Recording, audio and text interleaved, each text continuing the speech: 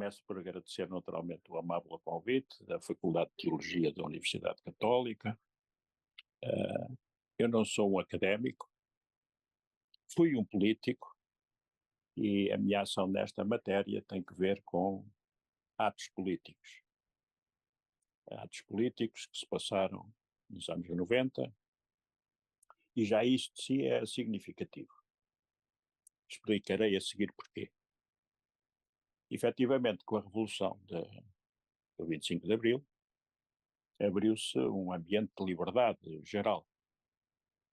E, sobretudo, a partir da Constituição de 1976. Nessa Constituição há um artigo, o artigo 41, que diz respeito diretamente à liberdade religiosa. Mas há vários outros artigos na Constituição que referem a não discriminação por razões religiosas, a proteção de dados no que diz respeito às religiões, à religião de cada um, ninguém pode ser perguntado pela sua religião. Enfim, há uma série de dispositivos na Constituição que apontam claramente para a radicação em Portugal, finalmente, de uma verdadeira liberdade religiosa. E eu digo isto porque havia uma lei de liberdade religiosa de 71, portanto, do regime anterior, a iniciativa de Marcelo Caetano, que aliás deu lugar a várias discussões na Assembleia da República, sobretudo com o chamado grupo da ala liberal, que, designadamente Sá Carneiro, Miller Guerra, João Bosco Mota Amaral, que tiveram intervenções nesta matéria. Essa lei dizia-se da liberdade religiosa, mas a verdade é que ela não era verdadeiramente uma lei que abrisse claramente para a liberdade religiosa. E a prova disso é que nenhuma religião, com exceção da Igreja Católica, naturalmente, que tinha uma concordata dos anos 40 e que tinha o seu estatuto jurídico bem delimitado no quadro jurídico português.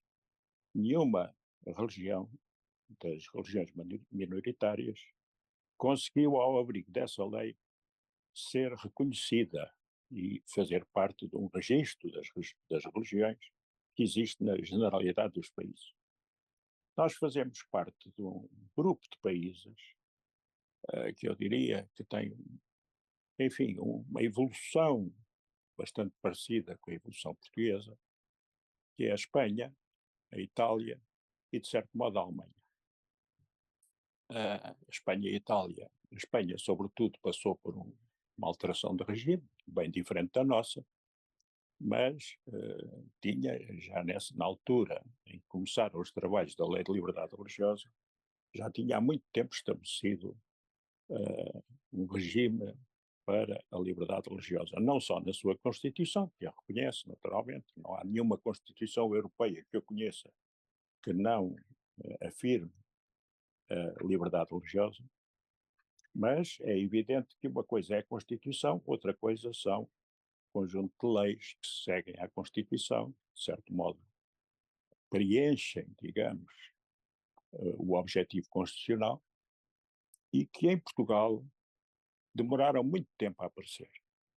Essa é uma primeira constatação em relação digamos, à Revolução do 25 de Abril e àquilo que ela trouxe em matéria de liberdades. Enquanto a liberdade de expressão, a liberdade de reunião, etc., foram regulamentadas praticamente de imediato, a verdade é que o preceito constitucional da liberdade religiosa não teve um seguimento imediato. Basta ver que a lei da liberdade religiosa começa a nascer 20 anos depois da Constituição de 76. Começa a nascer que os trabalhos para chegarmos a uma lei de liberdade religiosa começaram precisamente em 1996. Ou seja, exatamente 20 anos depois da Constituição. É evidente que não chega ao quadro constitucional, embora o quadro constitucional português seja bastante completo. O artigo 41 cobre, digamos, os princípios fundamentais em matéria de liberdade religiosa. Digamos, praticamente tudo aquilo que é importante na liberdade religiosa, distinguindo entre a liberdade de escolha da religião, a liberdade de culto, a liberdade de consciência, e nos seus vários números vai desenvolvendo vários aspectos importantes da liberdade. Mas é importante esta constatação que eu faço, que demorou muito tempo até ser instituído um regime que cobrisse, digamos, minimamente os direitos, sobretudo os direitos coletivos, porque aqui há direitos individuais e há direitos coletivos das várias comunidades religiosas existentes no país. E ao longo dos tempos, como é sabido, foram-se desenvolvendo, mercê da descolonização por um lado, e por outro lado também do fenómeno da globalização. Nós assistimos hoje à presença de um conjunto de comunidades religiosas em Portugal, muito vasto e cobrindo praticamente todos os grandes ramos das religiões e até, por vezes, ramos praticamente desconhecidos até há pouco tempo em Portugal. A experiência da Comissão de Liberdade Religiosa, que o professor Alfredo Teixeira também comunga, diz-nos isso, não é? Nós somos confrontados com os mais diversos pedidos de inscrição no registro das pessoas coletivas, em que somos ouvidos em boa parte dos pedidos, e há, digamos, um pluralismo religioso em Portugal que se vem desenvolvendo nos últimos anos e que já se vinha a desenvolver desde o 25 de Abril. Portanto, há aqui um período em que, para vos dar um exemplo, há várias leis que foram produzidas a seguir à Constituição e que alargam, digamos, direitos até então apenas da Igreja Católica a outras religiões. Por exemplo, os tempos de emissão nas televisão e rádio públicas, mais tarde, ou melhor, praticamente concomitantemente, uma nova regulação do ensino religioso nas escolas públicas, mercê de decisões do Tribunal Constitucional. Portanto, há aí uma série de intervenções, mas que são intervenções pontuais. Faltava, digamos, uma lei que desse um conteúdo mais vasto e mais aprofundado aos princípios, que de princípios se trata, porque quando a Constituição, no seu artigo 41, vem regular a liberdade religiosa, falo como princípios gerais que necessitam naturalmente, como é sabido por todos os juristas, de regulamentação. A minha perspectiva é uma perspectiva bastante jurídica, porque eu tenho uma formação jurídica e, portanto, é evidente que essa é a minha perspectiva fundamental. E, portanto, qual era a situação nos anos 90? Nós tínhamos, por um lado, uma concordata dos anos 40, quando os países que eu citei há pouco e que se assemelham, digamos, no seu quadro geral, constitucional e legal a Portugal, a Espanha e a Itália sobretudo, já tinham feito novos acordos com a Igreja Católica. A nossa concordata continuava a ser uma concordata pouco concordatária, digamos, no sentido de que eram esquecidos os grandes princípios do Concílio Vaticano II e, por outro lado, uma concordata que tinha sido feita no período da ditadura, como as outras concordatas. Aliás, na Espanha, na Itália, na Alemanha, tinham sido feitas concordatas que foram sendo revogadas e substituídas por outras concordatas ou por acordos. A Espanha não celebrou uma concordata, mas celebrou um acordo com a Igreja Católica, um acordo internacional, portanto, com a Santa Sé, o que significa, no fundo, uma nova concordata. A Itália, a mesma coisa. A Alemanha tem um princípio diferente, são os Länder que fazem concordatas com a Igreja Católica. Mas, enfim, houve uma renovação do direito concordatário que em Portugal estava por fazer. Por outro lado, como já disse, faltava uma regulamentação do direito à liberdade religiosa, designadamente no que diz respeito aos seus aspectos coletivos, visto que a liberdade religiosa não é apenas a liberdade do indivíduo, ter ou não ter religião, praticar a sua religião, ter liberdade de consciência, etc, etc, etc. Portanto, faltava isso, ou melhor, faltava quase tudo, porque, mas a pergunta é esta, não havia liberdade religiosa em Portugal? Havia, lá está que havia, não havia perseguição religiosa a seguir ao 25 de Abril, isso acabou, mesmo no tempo do Estado Novo, a perseguição religiosa às religiões minoritárias era um fenómeno muito pontual, é um fenómeno que teve uma, digamos, alguns episódios, designadamente episódios conhecidos em relação às testemunhas de Jeová, e sobretudo com a guerra colonial teve alguns episódios marcantes, que porventura já foram até referidos num debate anterior, penso eu ouvi uma parte do debate, infelizmente não consegui ouvir todo, mas lembro aqui a figura, às vezes um pouco esquecido, do bispo de Nampula, Vieira Pinto, que foi expulso de Moçambique por ter dito que Moçambique devia caminhar para a sua independência.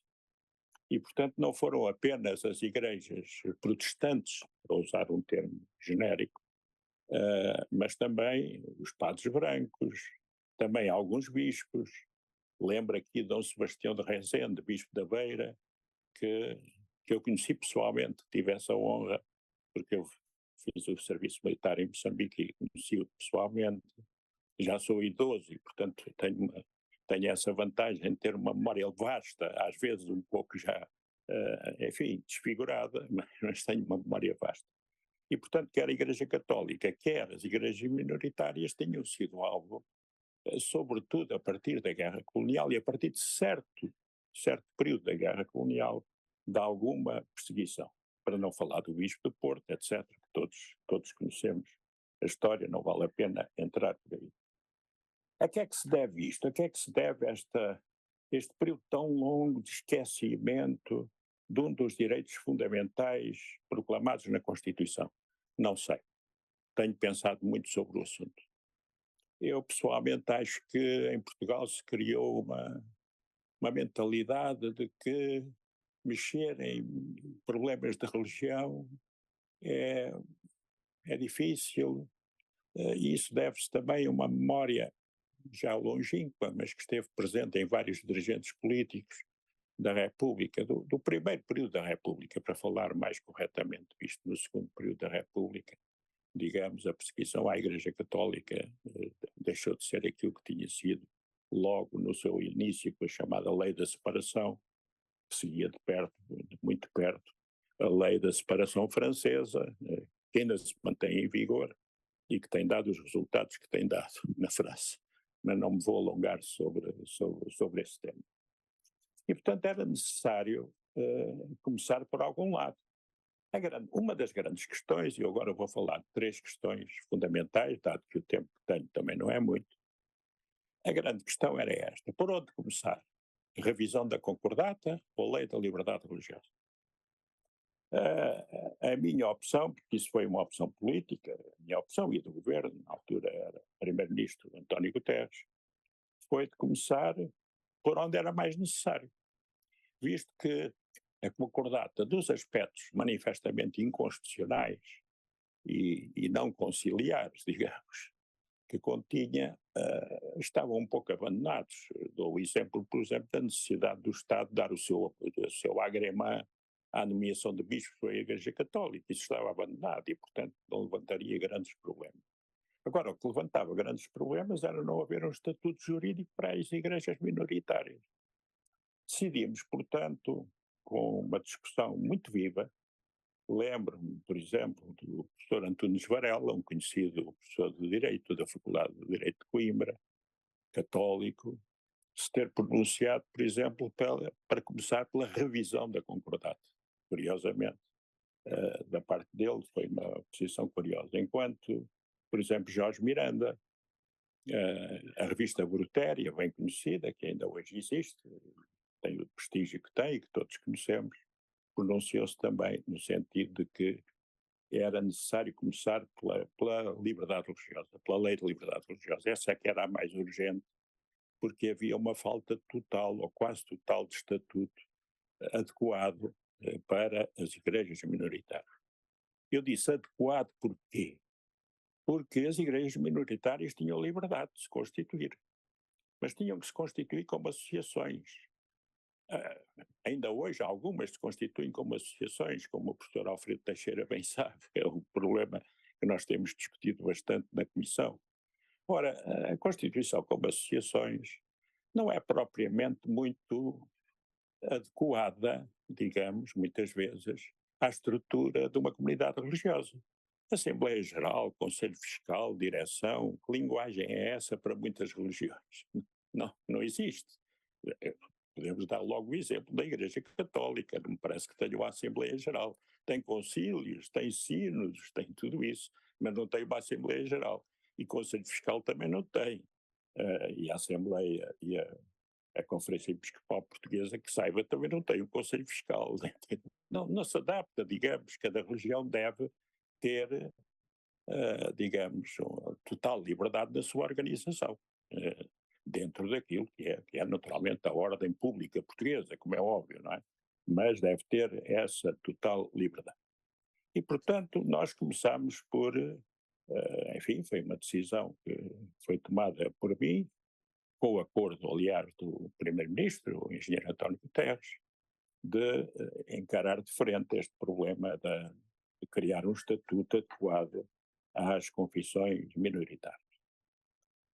A segunda questão que se nos punha era que tipo de estatuto?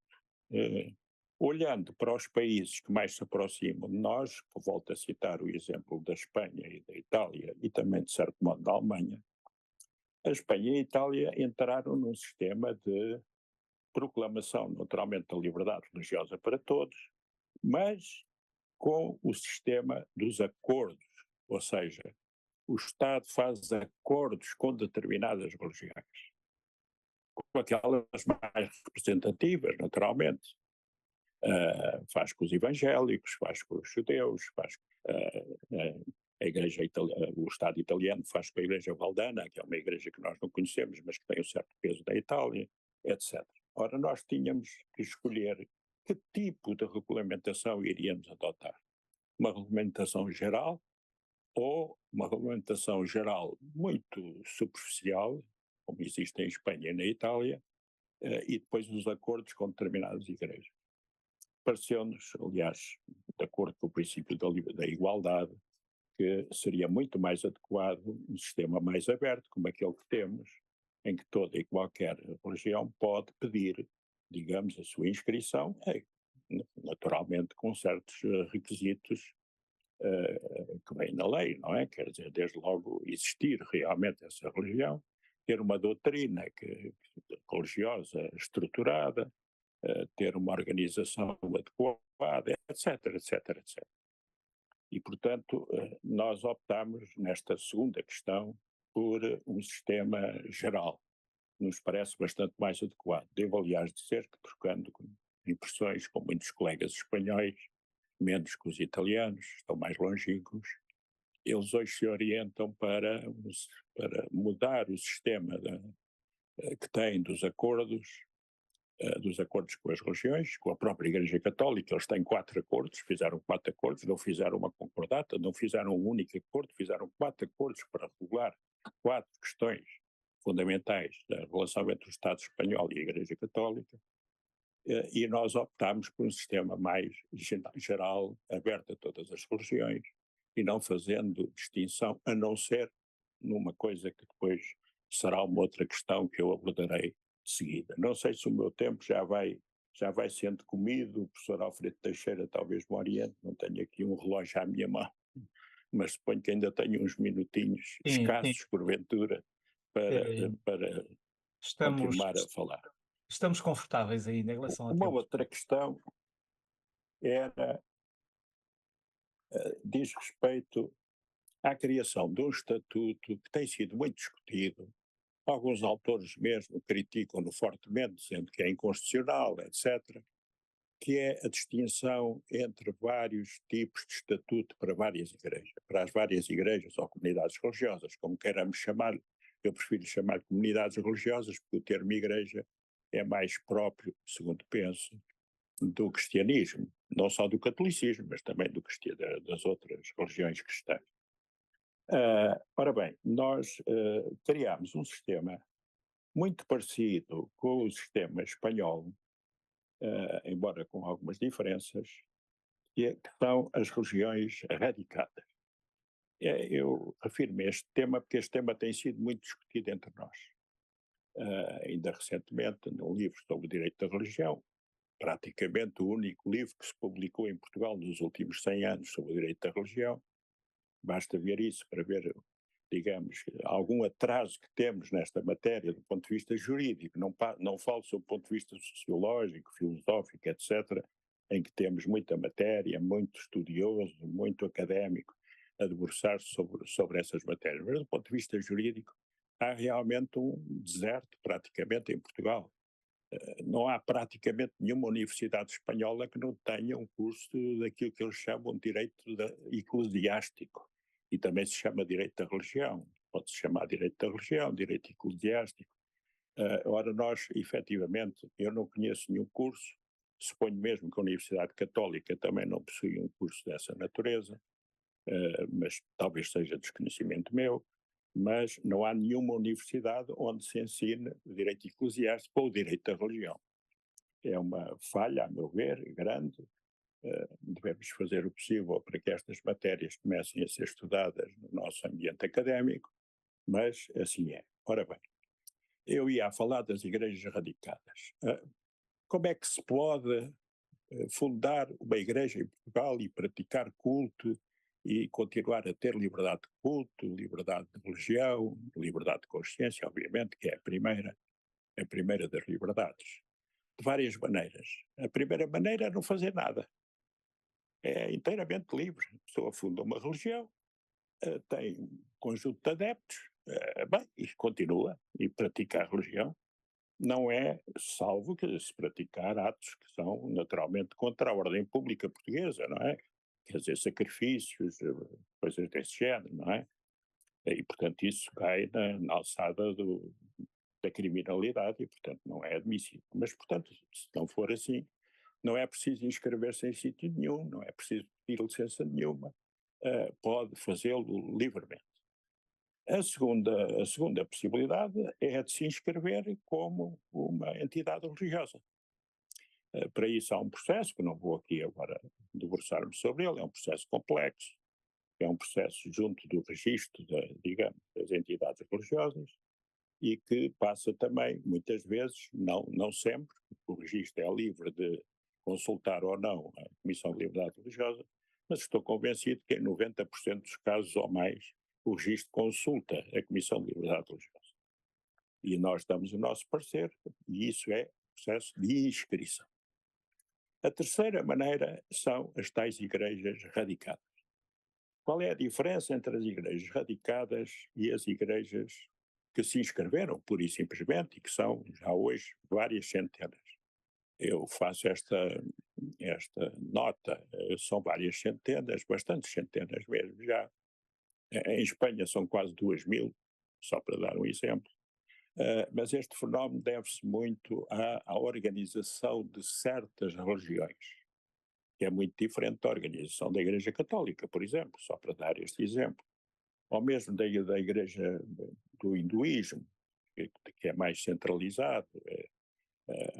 Mas há certas religiões que se organizam em grupos relativamente pequenos, com umas dezenas de pessoas, e que estão depois todos eles centrados numa associação mais vasta, numa união mais vasta. É o caso, naturalmente, dos evangélicos, por exemplo, para dar apenas esse exemplo.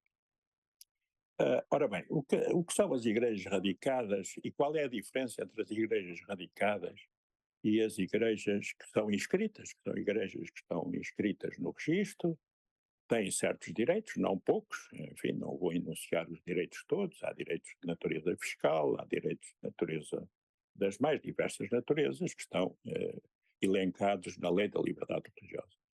Era isso que faltava, sobretudo, era os direitos das organizações, não apenas os direitos dos fiéis, mas os direitos das organizações, chamados direitos coletivos de liberdade religiosa. As igrejas radicadas têm acesso a alguns, podemos chamar-lhe privilégios, não há que temer a palavra, que seguem um pouco também aquilo que se fez em Espanha e na Itália, sobretudo em Espanha. Em Espanha a frase é uma coisa que é interessante, são igrejas que têm um notável arraigo, que arraigo estão, digamos, inseridas na sociedade espanhola de uma forma, digamos, diferente, quer quanto ao número de pessoas que têm, quer quanto à organização, quer, sobretudo, quanto à duração, ou seja, dão condições de podermos pensar que essas igrejas terão uma condição de estabilidade, que é condição também para lhes atribuir certos direitos. Que direitos são esses? Primeiro, fazer parte da Comissão de Liberdade Religiosa. Segundo, certos direitos de natureza fiscal que tiveram pouca importância, a maior parte das pessoas não sabe, todos nós, ou enfim, suponho que quase todos nós, na altura da nossa declaração do IRS, fomos lá num quadradinho, uma coisa a dizer que damos 0,5% do nosso imposto ou para uma religião ou para outra entidade de natureza social, normalmente. E, portanto, é uma forma que foi adotada em Espanha e em Itália também, e que nós seguimos em Portugal, e que é própria, é apenas acessível às igrejas radicadas. Terceiro privilégio, para continuar a falar esta linguagem, que eu não gosto muito, porque privilégio tem um sentido um pouco de desigualdade. Aqui há uma desigualdade, mas que acaba por ser perfeitamente aceitável, e vou explicar brevemente porquê. É a possibilidade de se efetuarem casamentos nessas comunidades religiosas com efeitos civis, ou seja, não é exatamente o mesmo que sucede com a Igreja Católica, que aí é diferente. O casamento canónico tem um valor e uma aceitação na ordem jurídica portuguesa diferente, mas aproxima-se de certo modo, ou seja, as pessoas podem casar na sua igreja e não têm que casar como era antigamente, casar a segunda vez no registro civil. O casamento celebrado nessas igrejas tem um efeito imediato da ordem civil, e sendo conduzido naturalmente um processo pelo conservador do registro civil para se assegurar que estão, enfim, dadas as condições para que o casamento possa ser efetuado. Portanto, são estas, digamos, as diferenças entre as radicadas e as igrejas inscritas. Eu refiro-me a isto porque este aspecto tem sido dos aspectos mais, digamos, mais discutidos na doutrina. A doutrina é pouca, como já disse, mas têm sido discutidos na doutrina, havendo mesmo quem diga que esta solução que é inconstitucional. Não é a minha ideia, porque o princípio da igualdade é sempre invocado, é para coisas iguais, digamos, o estatuto jurídico deve ser igual para aquilo que é igual. O mesmo se aplica, por exemplo, à diferença entre a Igreja Católica. Há feriados católicos, não há feriados protestantes, não há feriados budistas, não há. Porquê? Há sim uma norma na lei da liberdade religiosa que atribui certos direitos, designadamente a certas igrejas cujo dia santificado é diferente do domingo. É o caso dos adventistas do sétimo dia e da religião judaica, por exemplo, que tem o seu dia santificado é diferente do domingo. Ora bem, estas igrejas são igrejas que têm que ter uma garantia, digamos, de estabilidade. E a garantia de estabilidade, o único critério que conseguimos encontrar, e que acho que é um critério, enfim, adequado, é a sua durabilidade. Ou seja, são igrejas que têm que estar estabelecidas em Portugal há mais de 30 anos e que dão garantias de continuação. Se garantia pode haver nestas questões, mas uma igreja que dura 30 anos em Portugal ou 60 anos no exterior é uma igreja que nos dá garantias de estabilidade. E porquê estas garantias de estabilidade? Porque estes direitos que o Estado dá são direitos que têm que ser assegurados por essa estabilidade também, ou que têm que ser sustentados por essa estabilidade. Não faz sentido que uma pessoa se case numa igreja que foi fundada há 2 ou 3 anos e que porventura se vai terminar, não tem atividade daqui a 4 ou 5 anos. E há casos desses, há muitos casos desses, de pequenas igrejas que foram fundadas e que depois desaparecem, porque deixam de ter fiéis, deixam de ter adeptos, enfim, pelas mais diversas razões.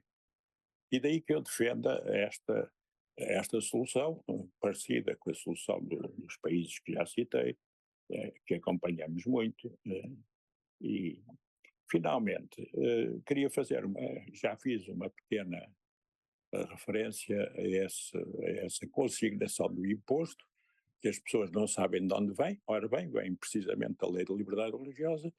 E porquê é que vem da Lei da Liberdade Religiosa? É que nós não podíamos, por razões de afrontarmos o princípio da igualdade estabelecido constitucionalmente, naturalmente, dando àqueles que têm uma religião, são religiosos, de contribuírem para a sua comunidade religiosa, para a sua religião, e os que não têm religião não teriam uma alternativa viável. Qual é a alternativa viável? É dar não por uma religião, mas por uma entidade social, cultural, etc. E já há milhares, como sabemos. A lista vai engrossando cada vez mais.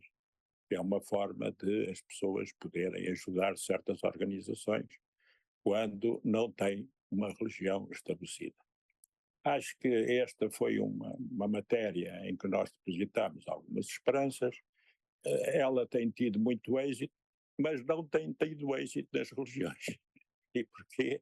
Porque as religiões que optem por este sistema de receberem dos seus fiéis os tais 0,5% do imposto, não ficam isentas de IVA, que é um dos impostos que as religiões são, de modo geral, enfim, isentas do pagamento de impostos para as atividades religiosas, insisto, para as atividades religiosas, não para aquelas atividades lucrativas que possam desenvolver, e, portanto, nós tivemos que alargar isso a outras entidades e, portanto, esse 0,5%, essa consignação, acabou por se tornar, digamos, um hábito, um bom hábito para a maior parte de nós que pagamos os nossos impostos e que gostamos de ajudar alguma instituição, seja ela uma comunidade religiosa ou uma organização de outro tipo.